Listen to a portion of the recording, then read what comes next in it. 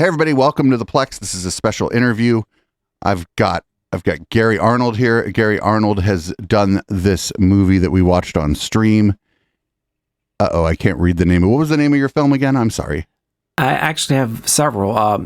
Subterranean Seance. Subterranean Seance is the one that we watched on stream late at night on Sunday. I thought I had everything in my notes here, but I didn't have the name of the most recent movie we watched. I didn't have the subject matter of this interview in my notes. What are the other films you've done? All right, and then you have Subterranean Seance. The Evidence Speaks is the initial in my series, the first one of the documentaries, and then you have Frog Hollow Road. The Evidence Speaks, and then you have a whole collection of archives where you have the actual reports from the scientists. So that's the more technical end. The first one is more artsy-fartsy. So I figured, there would be like a treasure hunt for EVPs and at the same time introduce the audience just to a little bit of what's happening in my world. But the second one is a little more in-depth. And then, like I said, the third companion piece would be the actual archives with all the reports by the forensic audio professionals and audio engineers and scientists. So you and I do have that in common. I've been doing audio in some way, shape, or form since I was very young. The first thing I ever did with audio, I don't know if you ever messed with mod trackers. It was like before digital audio workstations existed. There was a thing called a mod tracker where you'd have you could just insert sounds in a certain order, at a certain beats per minute. People were using it to make like kind of crude techno music on computers. Cool. Before, like, you could really make electronic music on a computer. Now, like, every song you ever hear, electronic or not, is made on a computer. But this was a long time ago. That's true. I've been a DJ. I produced electronic music with more modern stuff after that. And now I stream and do podcasts, and we have jokes about how good the audio is on my stream versus like other political streams. We make fun of other people's audio all the time. So we do have that in common. And so I do have some background in audio processing, although I'm not like doing any audio forensics or anything. I wouldn't make that claim. But I had a couple quick questions. At the beginning, you had mentioned the Tracfone. Can you talk a little bit about the Tracfone and why you use that as your recorder? Yeah. Actually, the backstory on that is very simple. I work in academia, so my wife wanted to connect with me. I was very old school. I wouldn't even carry a cell phone. And just the office phone wasn't adequate in case I was going across campus at the local university, where the whole phenomenon started with me. And anyhow, so she said, hey, go out and get some really low-tech cell phone just so I can connect to you. And I'm like, okay. So I took my daughter. We went up to the local Rite Aid in town, and they had a Tracfone there, and it was $10. And I looked at the clerk. I said, well, that looks pretty simple. And I said, I'll give you $5 for it.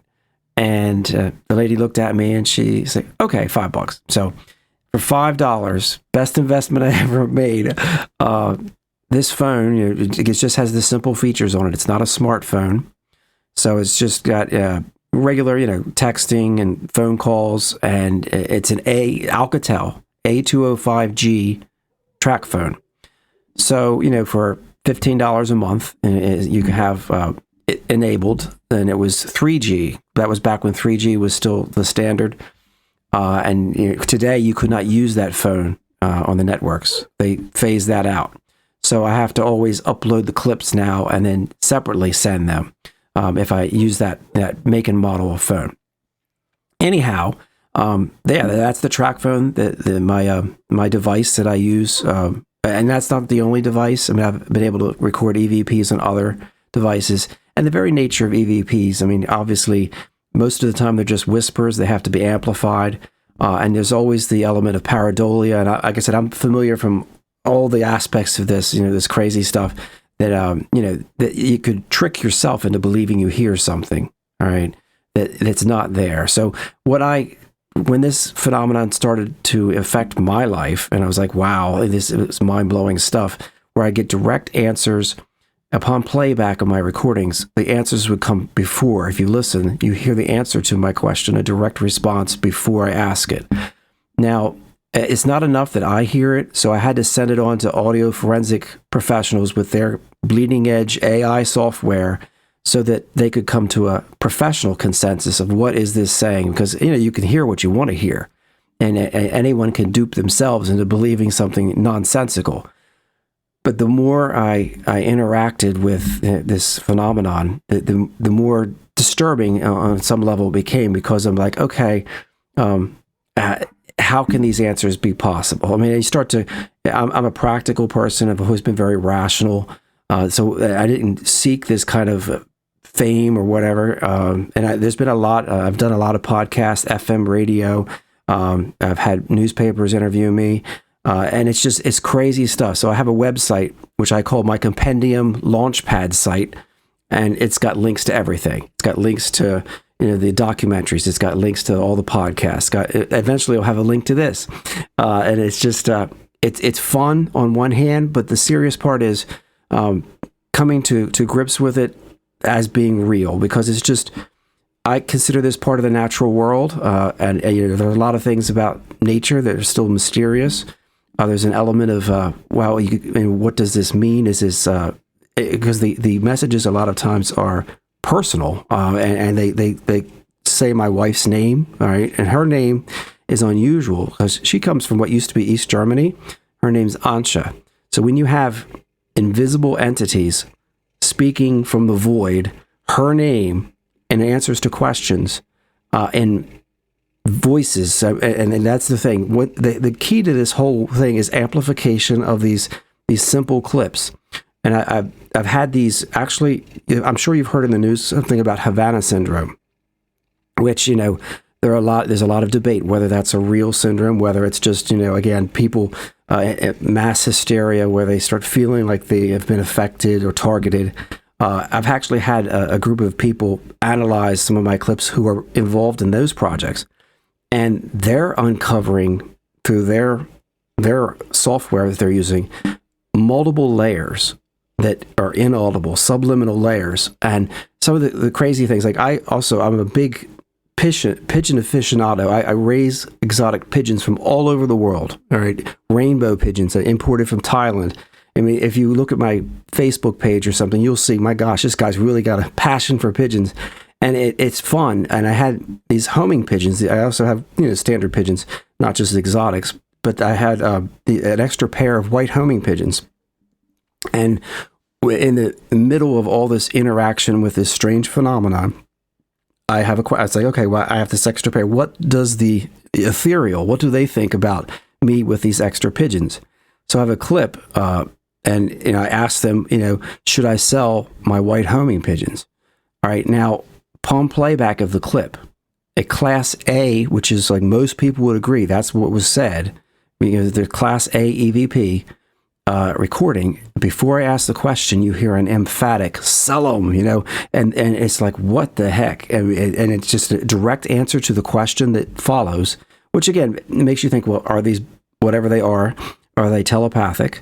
Or as time as we understand it, nonsensical, because really there is maybe everything's happening all at once. The eternal now, as T.S. Eliot said. And again, I'm a person, I love literature, and that's my background in writing and stuff. So I'm open-minded to some things that, a lot of people may be quick to dismiss, but I'm also driven by the data. I could never just stand on, like, this is my opinion.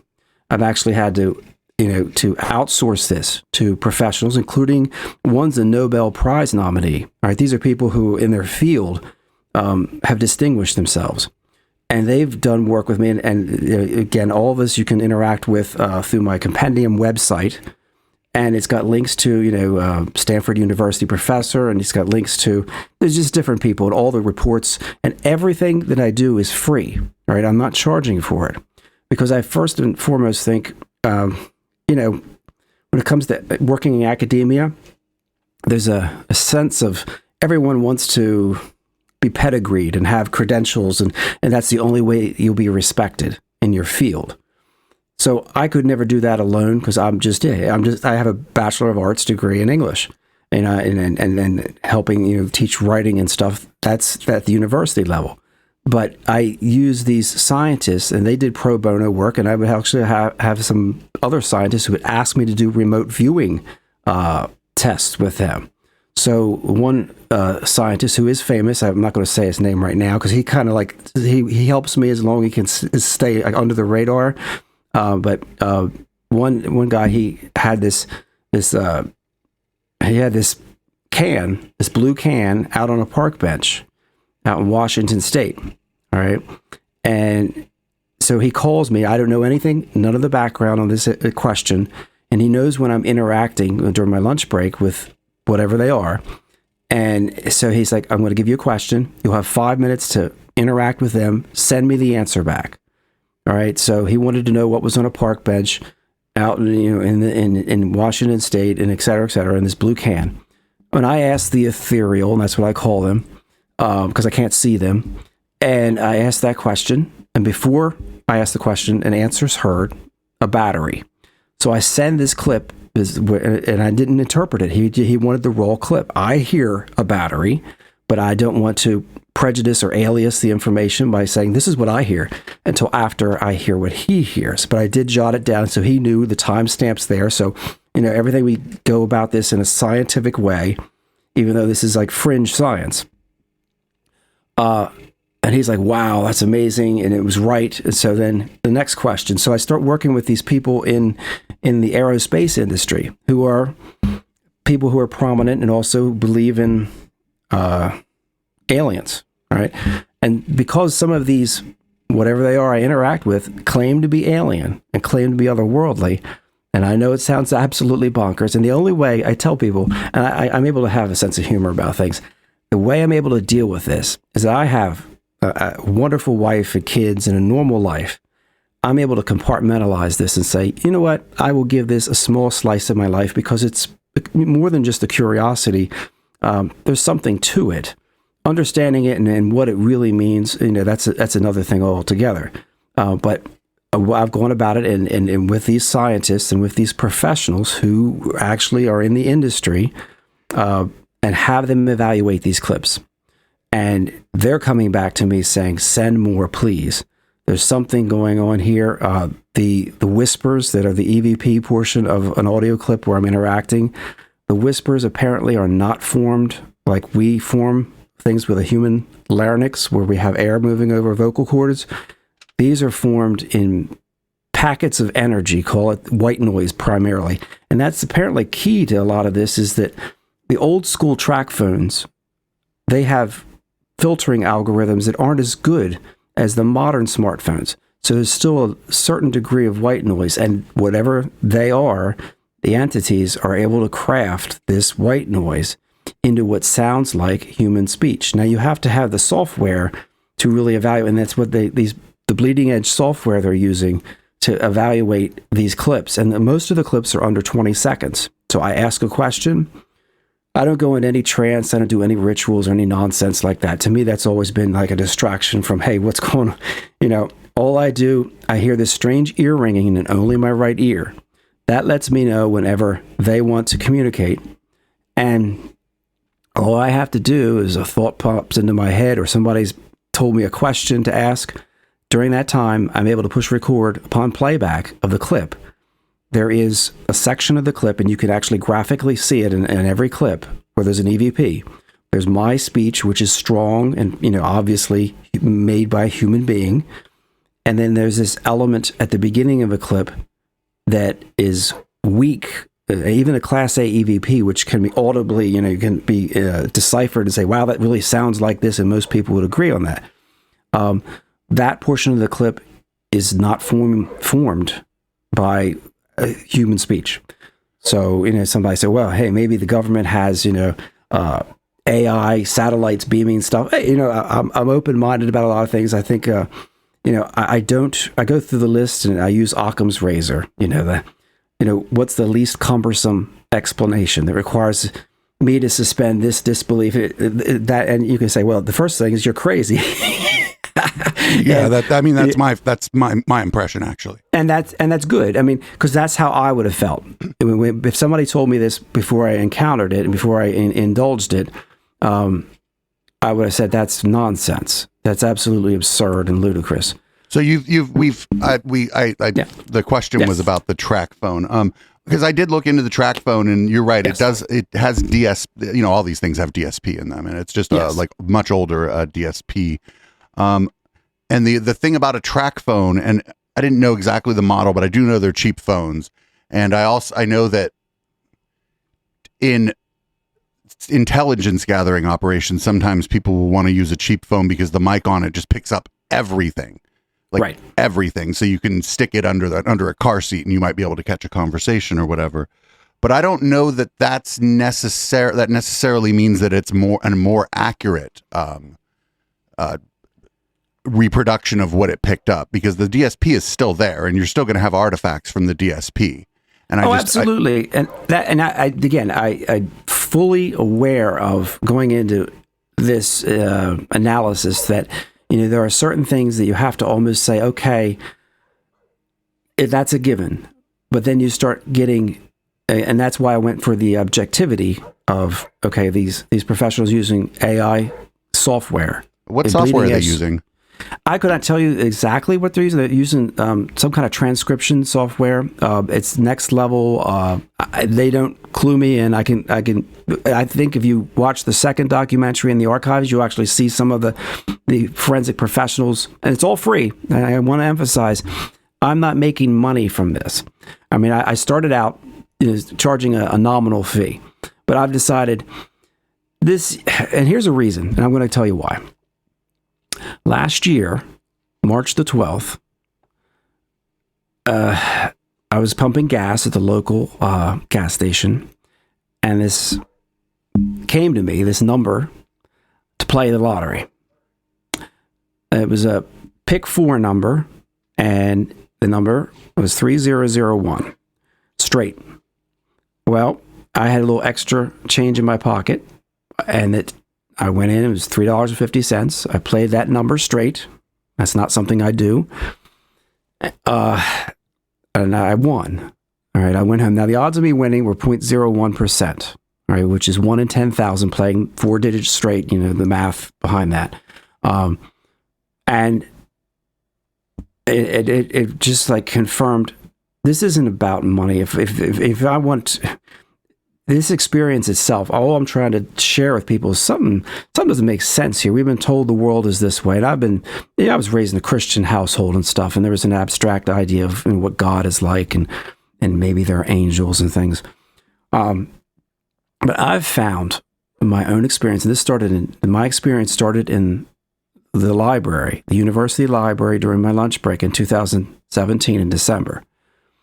I've found that at first, it was frightening because I thought I had to be cracking up, and I went to the family doctor, and I had detailed high contrast MRIs, all this stuff I'm willing to share, and actually some of it is in the other reports, the documentaries, brain scans, seeing a psychiatrist, and going down the path of saying, let's evaluate my blood in broad spectrum, full spectrum blood analysis to see maybe there's Lyme disease, because I'm from a region where there could be something, and that can cause dementia, or the early onset of dementia, or family history. Is there anything to look to, and understand? I believe in that, because that's the right way to say, well, that's not been fruitful. That's not showing it. And so you end up with my family doctor listening to the clips with me and praying about this, because, he's a man of faith. And I'm pretty skeptical of your story, but you can continue. That's fine. And I expect that. So I actually said, did everyone clap? Here's one where they tell me to go get the blood work. All right. Now I let him listen to it, and it's just like, the idea, and it should be, like I said, it's smart to be skeptical. I don't subscribe to just anything at face value. The bottom line is, these scientists and people would not give me the time of day, and they certainly wouldn't continue to interact with me till today if there was nothing in it for them. People can be in professional positions, and people can be in positions of prestige and have what I would call wacky beliefs. There Oh, are just a ton of people with PhDs who we cover on one of our podcasts who believe all kind of wild things. There's a guy who works for Peter Thiel who thinks that he unified physics by himself in his spare time, and he's a credentialed mathematician and physicist. I mean, people. Yeah, there are a lot of cranks out there, my friend. I absolutely agree with you on that. What I'm trying to say is most people have a reason, and it's a profit motive, or something. Some of these actually are with the CIA. All right, so these people are intrigued as well. Now, what does that mean? If someone at a dinner party told you they were a CIA agent, would you believe them? No, absolutely not. I want to research. I want to find out more about them. I want to. The point of a spy is that you never know that they're a spy, right? Well, That's like one of the main things that a person in intelligence gathering does is to make sure that not even their family knows what they do for a living, you know? Well, people who work in the CIA, not everyone's like that. And I mean, they some people are very proud of their work for their country. And these people are more, they're not fringe people. What I'm saying is my clips, they're data mining, and it's pro bono. All right. So they're helping me. I'm helping them. If they want to do remote viewing, if the chance of me getting it right accidentally, just like the lottery number, well, there's a mathematical reality, 1 in 10,000 chance of me getting that number right at that moment, that night. And it's all public record. So you can go back and say, somebody's going to get it. Yeah, but that's true. Somebody. But it was me at that moment for the reasons that I said. All right, a number that came to me. And that sounds hocus pocus and magical, but the whole experience that I'm discussing starts with a premise of, man, this doesn't make any sense. Well, how do I try to make sense of beings that seem to be able to answer questions for other people, know things that I don't have, access to information that I don't have? And I can show that. And I can say, hey, here we go. This is the log. This is the timestamp. Unless, somebody is able to see through walls and satellites beam. And that, the more, like I said, Occam's razor, the more exotic it becomes, the more ridiculous it becomes, where I have to suspend my disbelief to such a degree that that's just crazy. Well, on the one you mentioned about, like, the person who said, could you tell me about, I don't know, you said there was a can or something on a bench, right? Yeah. Mm-hmm. You have to know what double blinding is, right? Yes. So the person that was asking you to get the information knew what the answer to the question was. Is that correct? So when you sent them back the audio that you had gathered through whatever means that they were then analyzing, you had mentioned pareidolia. Is it? I think the most likely answer to that is that they were engaging in the audio version of pareidolia because they had reached out to you to gather information about this scenario that you can't see. And if they had reached out to you based on, what you've told me about your work and what you've done in this field, they're going to be inclined to believe that you're able to gather the information about the object they put on the bench. Well, it goes beyond that. I mean, actually, I was involved in, I won't say the source. Well, here we have another thing I have is that I asked what software these people were using and you don't know. Yeah. And every time, like you mentioned scientists and none of them have names. Yeah. Well, I can say one right up front. Dr. Gary Nolan, Stanford University. I watched that your interaction with him. That's public. Some of it, like I said, I had a group of people approach me. This was right after we had assassinated someone in Iran. All right, and we knew Iran was going to strike back. So I had that day question about what was going to happen. So, these people wouldn't in the CIA, they wouldn't waste their time playing a game, in my opinion, to try to extract some nonsensical clip that doesn't make any sense to anyone. So it's going, and I think once the buzz around whatever my ability is, and I don't claim any ability. I go back to, I've asked these entities, why me? And they say, we're sorry, which is not a good thing to hear. You're our favorite. And I'm like, favorite in what way? Like a pet? like what, and if I'm your favorite and it's a bad thing, that's not a good. so I try to keep a sense of humor about it. The scientist, and I just use Dr. Gary Nolan because the video is public, and I am able to do that. But there are people out there in Bob Bigelow's circle. I'm sure you've heard of him in the aerospace industry. He's a billionaire. I mean, I'm not name dropping. You wanted a few names. There are people who are more than intrigued by whatever's going on, including some who believe that this is a weapon, that I stumbled into something that, is crazy, and it's part of the whole Havana thing, Havana syndrome. And that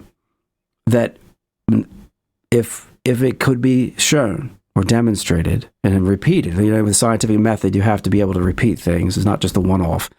Repeatability and a controlled environment. That someone is playing a game, screwing with us, and especially during the election. All right, we had a big presidential election, and I have clips that were controversial, and I was told to not make them public because what was on the clip was going to cause trouble. We already had a very contentious election that really, in a sense, is ongoing. That even though Biden is president, there are certain people out there who don't believe he is, and it's scary stuff. Everybody wanted to know the answer in 2020 of who's going to win the election. It's a very easy question. When you get a response that's very clear, and then some people don't like it, and they say, you better not make that public. Well, I've had some family and friends that were threatened, and I understand there are people out there who want the world to be seen a certain way, and they're in positions of power to scare people. It doesn't stop my my interactions. It doesn't stop my research or my own investigation. But there are people out there who absolutely don't want you to rock the boat, and they get annoyed. It's a political thing. It's a control power thing. And I'm not being conspiratorial. I mean, that's life. Again and again, people have, those who have the ability to exercise some influence, they don't want you to challenge or to diminish their ability. And I'm a nobody. And I start out all the time. I say, this fell into my lap, whatever it is, and they're still investigating it. And I have my suspicions what it is. I've had the clips, like one of the clips where the beings say, because I give them, selection, what are you? All right. And it's pretty clear that they seem to want me to believe they're alien and otherworldly. However, so I heard the alien one, and I would be willing to maybe buy the alien one, but the clip where you say they said otherworldly, I had, a bunch of people in my chat when we were watching this, and nobody was like, they're like, you, even with the priming beforehand of it supposedly saying otherworldly, nobody said that they heard that.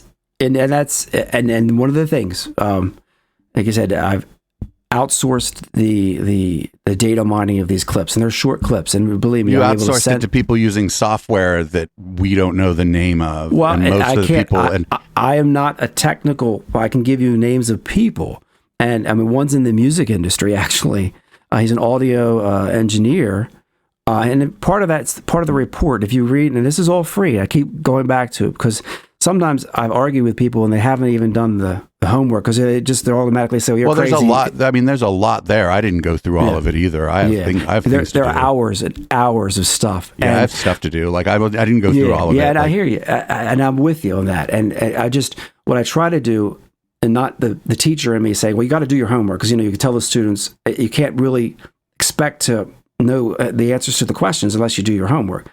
And sometimes skeptics just write me off, right away. You're a quack, and I'm like, did you even look at this stuff? No, I'm not going to waste my time. Okay, well then I really am there. Yeah, we watched the film that you had recommended to us. Yeah, like we watched, and not only it wasn't just me watching it alone. There's a whole community that is that. To be honest, we thought it was kind of funny, honestly. Yeah, and I am all about skepticism, healthy skepticism, where you say, well, I'm open-minded, but you really got to do something extraordinary. If I can only emphasize, please, the in-depth reports and the scientists and all that, that's on the archive section. That's all part of it. It's all free. Keep going back to that. I mean, I don't want anybody's money. And, I won $17,500 from that $3.50 bet. That's not life-changing. But, certain people in certain circles suddenly said, wow, we need to take that to the next level. And I'm like, sure. I said, But do you think everybody who then picks like the winning lottery numbers is likely psychic or has connections to something? No, just you. No, I don't. Just you. No, not me either. I mean, it has nothing to do with it. Look, I didn't, and this goes back to, I never raised my hand saying, boy, I'd like to have this experience. I'm trying to understand this experience with my background not being an audio forensic person or a scientist. My background being, in writing and stories. You have to. I believe you have to be open to certain ideas. There are certain things in life that you can approach. One of them, I'll quote Dr. Nolan. If you ever, what is Dr. Nolan's area of expertise?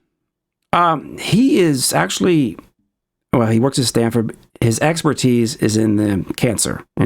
Pathology and stuff.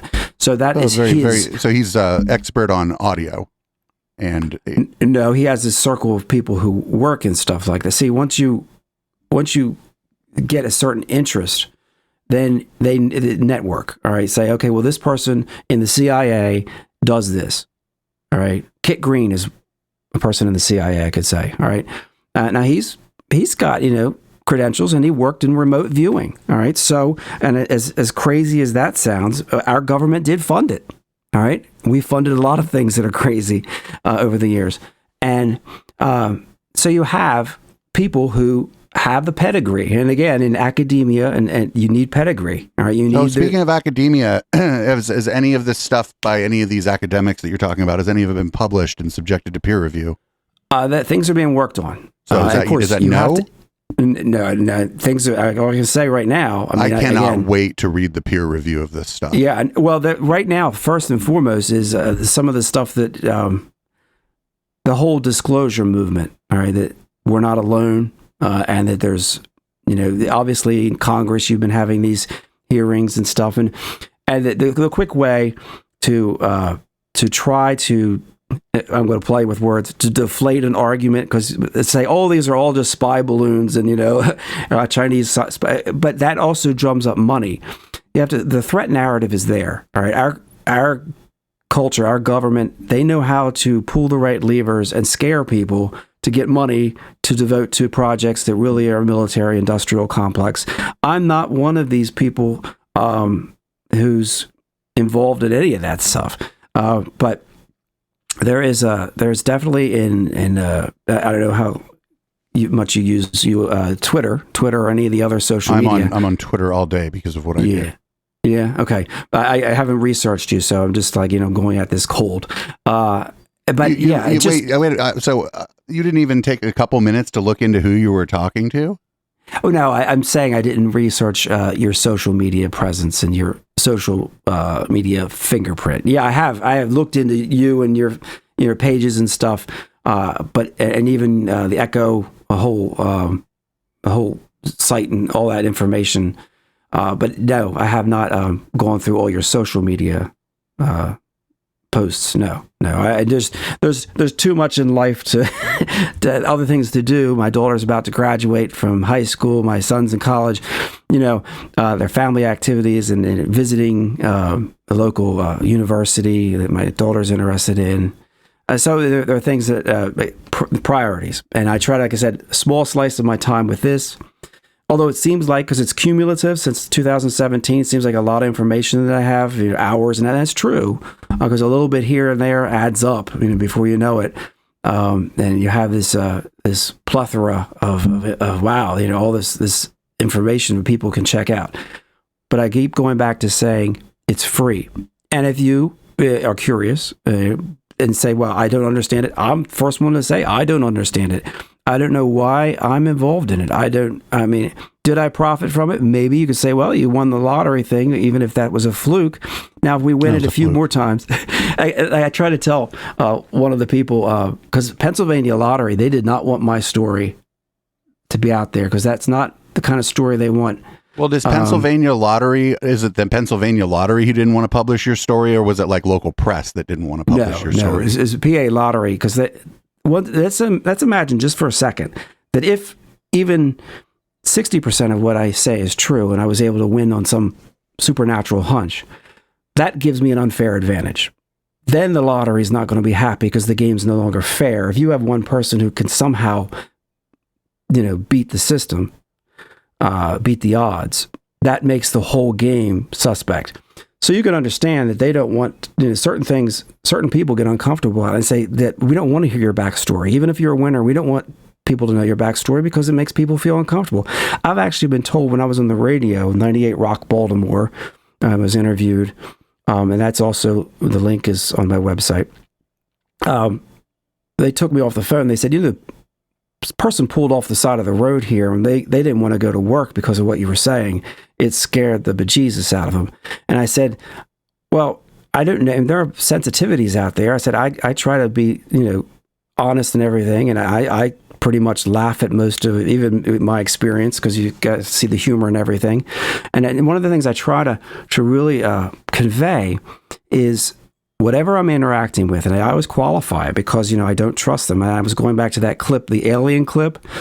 I had a subliminal analysis done of it and they found. By whom? An audio forensic professional. You have to go. You can read the report. It all but says his name. The guy who put out the Goo Goo Dolls record, maybe?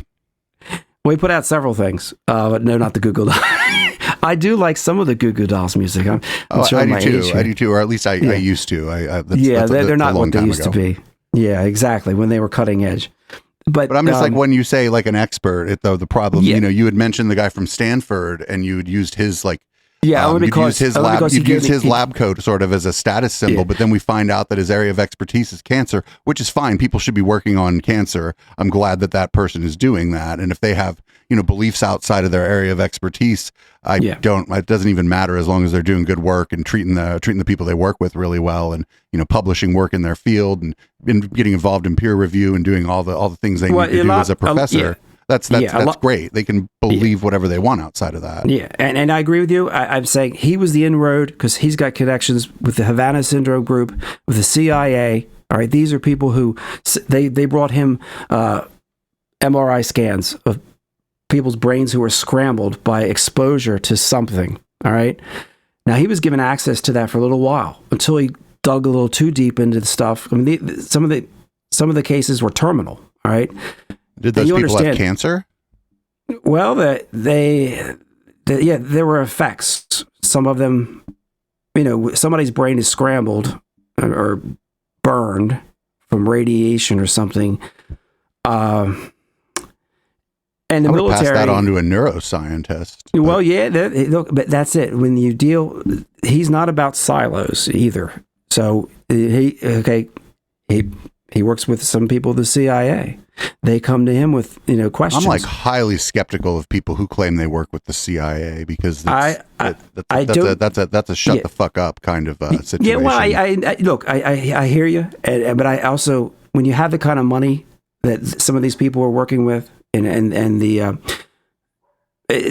have a lot to lose with your reputation. We're going to talk about pedigree and prestige, and your people can believe all kinds of wacky things. Don't get me wrong, but I'm pretty much, here's what I put on the table. Something weird's going on where I'm getting, and you can say pareidolia from my end, but I'm getting responses, direct, intelligent responses to questions that are becoming 8-9 times out of 10. You can hear them before I even ask the question.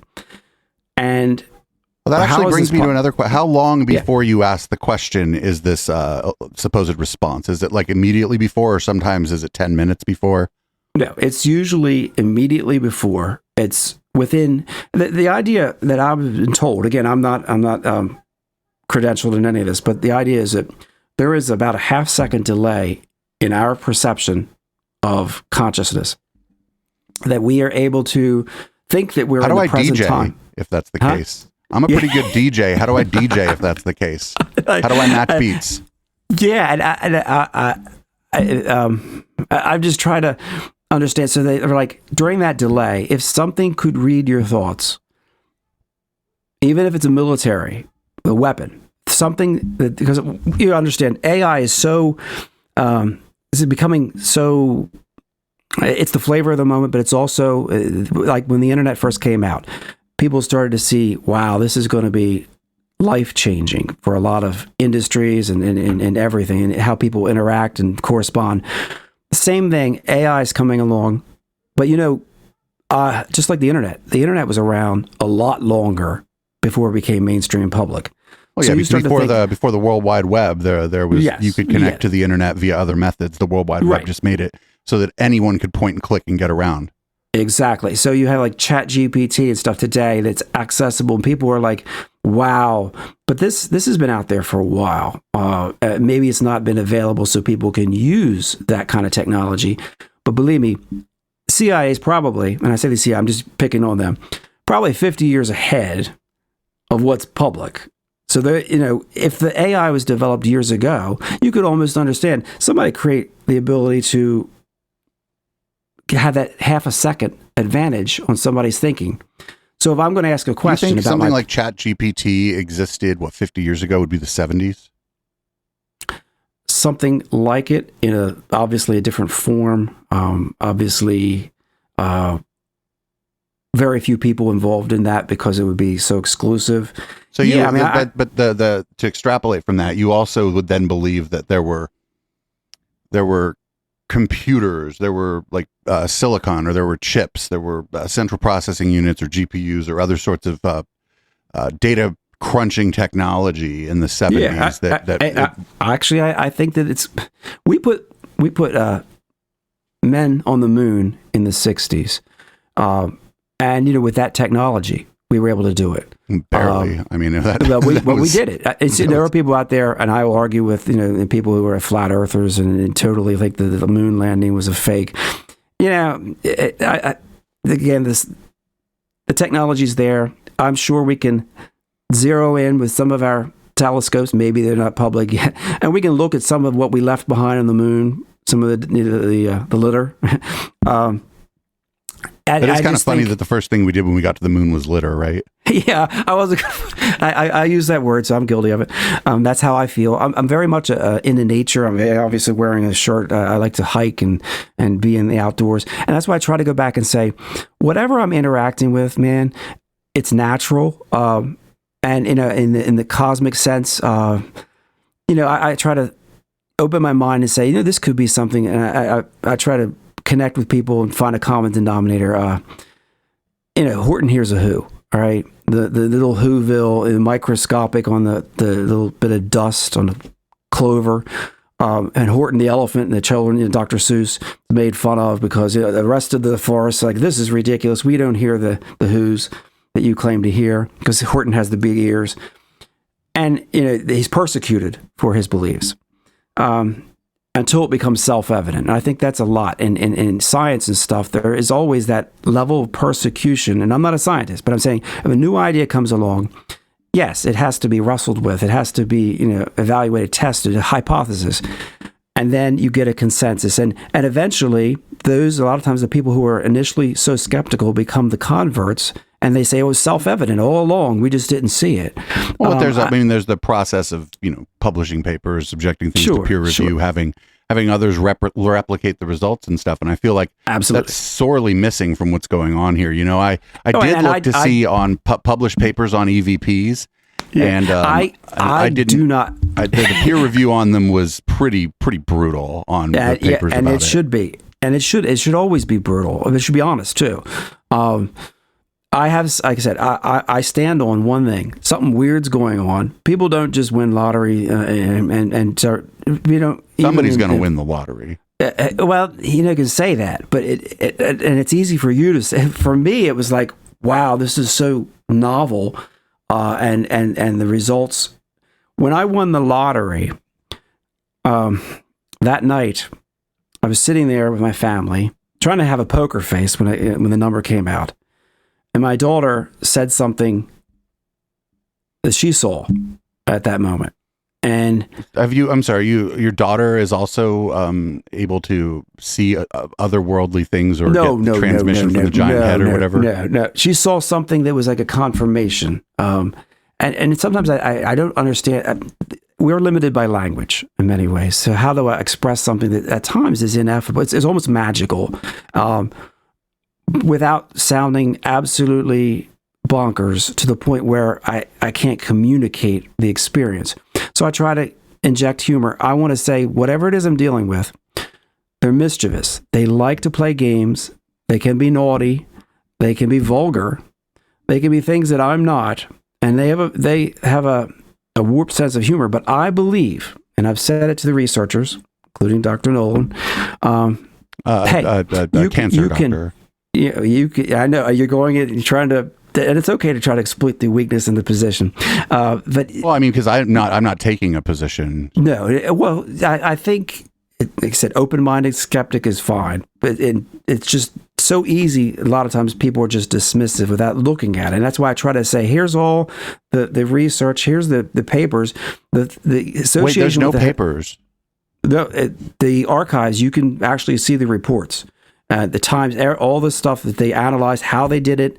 You can see. But no, paper. Okay, listen, I have a lot of academics in my community. Yeah. I have professors ranging from sociology to PhD candidates in molecular biology who come on to talk about conspiracism. A lot of times medical misinformation is one of our primary focuses. And if you tell them that there's a paper, they're going to be like, what journal is it published in? Yeah, I understand. And so I feel like there's a lot of academic window dressing going on here, but there's no actual academia going on here. Well, and I look, right now, things are being evaluated and reviewed, maybe peer review. There are other scientists and stuff at some point. Well, the paper has to be accepted into a journal for the peer review to happen. Yeah. So at some point, when people have enough data and they, have that confidence that goes with, okay, well, what's going? There's some mystery here. That's what people are investigating now. I supply the data. All right. I ask that they share it with me as much as I share with them, pro bono. Scratch my back, you scratch, yours, whatever. And the idea is, all I want to do, I'd like to go back to the normal life because I'm not making money from this. I'd like to go back and say, well, hey, the simple life that I had before, where I didn't have this annoyance, because it can be an annoyance. Whatever these beings are, they are needy. They crave attention. They crave attention in a way that sometimes can push the envelope and be. They like to, like, if they want to refer to an animal, they will make noises to sound like the animal. At the same time, they will affect their voice. And I say voice. See, I understand. I'm going back. I'm trying to make a common denominator communication-wise. The computers say that's what it's trying to be. It's a frog trying to say, is this a frog? Because it blows my mind to think in the first place, hey, it's not about interpretation. It's not about winning lottery numbers. Those are all, connect the dots, make a constellation. But even that is an artificial connect the dots. It's about what the hell's going on here. This, according to science, and I can put the phone, the Tracfone, in a Faraday pouch, military grade. Does the military use Faraday pouches? Yes. Yeah. Then it can still get through. The signal, whatever it is, you should not be able to text out of that. You should not be able to take a call. Faraday pouches don't prevent audio recordings. They prevent. No, the signal, the electromagnetic. Because understand, the component that they're using with white noise, they believe there's a certain frequency that has, and that's what the Havana syndrome people are saying. These are a certain frequency that is getting into the clip. That it's not being manufactured by air moving over a larynx. It's not being manufactured by a noise in the room. There's something in my ear making a noise that sounds like a crystalline coded noise, almost like Morse code, really fast, and it sounds crystalline. Only my right ear, and believe me, I've had the MRIs and everything. I can share all that stuff. I'm sure I don't mind. And my brain is actually youthful for my age. I'm going to be 56. So I'm just like, well, pretty old to have this weird stuff going on. And it's not, I'm not afraid of dying or anything like that. I mean, so it's not like this fear of death is driving me to, some hallucination. We wanted to go down the checklist and say, what is causing, and my ENT doctor, an audio hallucination? What is this? So when this happens, you can have the Faraday pouch. I don't have to touch anything. It can be across the room. All right. Once that device starts recording, I hear the signal over here, and we have multiple things going at the same time. So you have more than one cell phone of the same make and model. You also have cell phones of a different make and model, all of them turned on simultaneously to see what's recorded. All right. Now, in different locations and stuff, there is something being recorded of a certain frequency that is getting through the Faraday pouch, which again boggles. Okay, what the heck's, this shouldn't happen.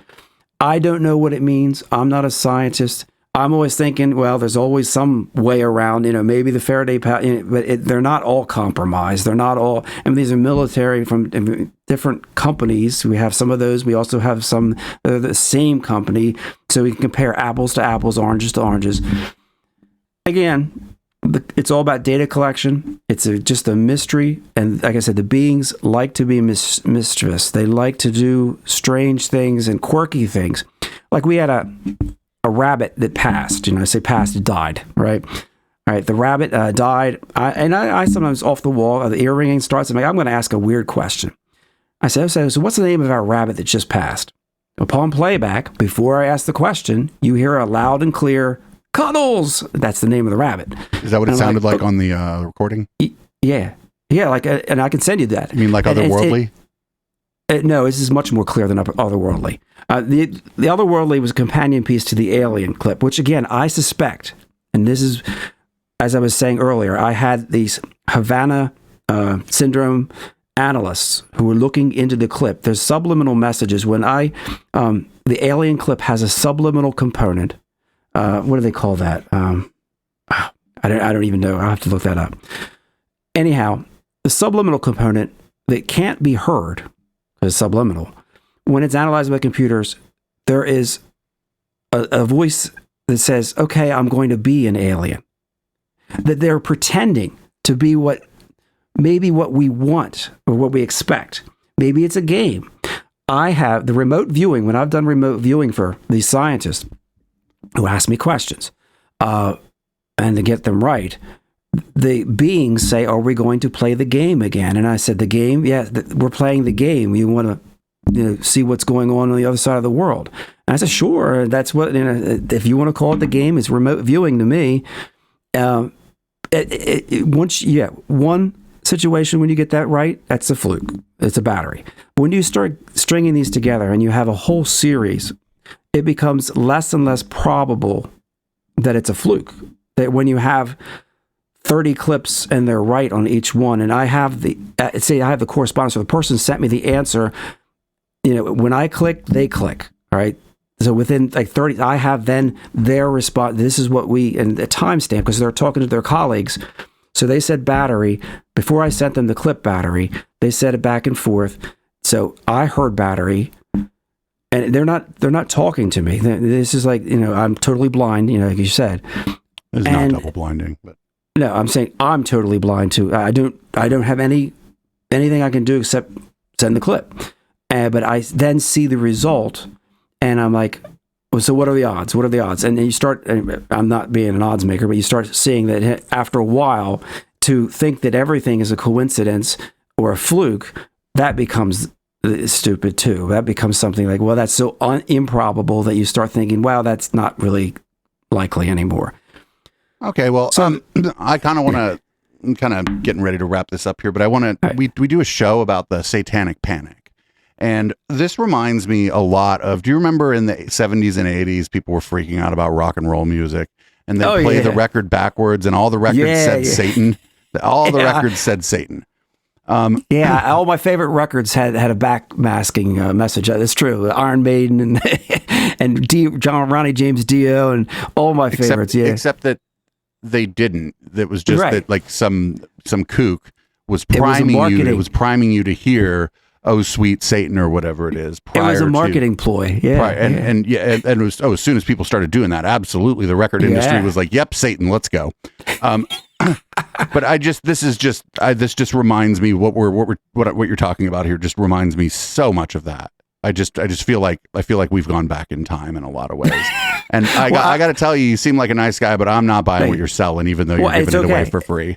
Yeah, I'm giving it away. Yeah, that's again, frame that. It's out there if anyone's curious, and that's what I want to just share it. And you got it. That's all I'm putting on the table. Something weird. It seems like very weird's going on.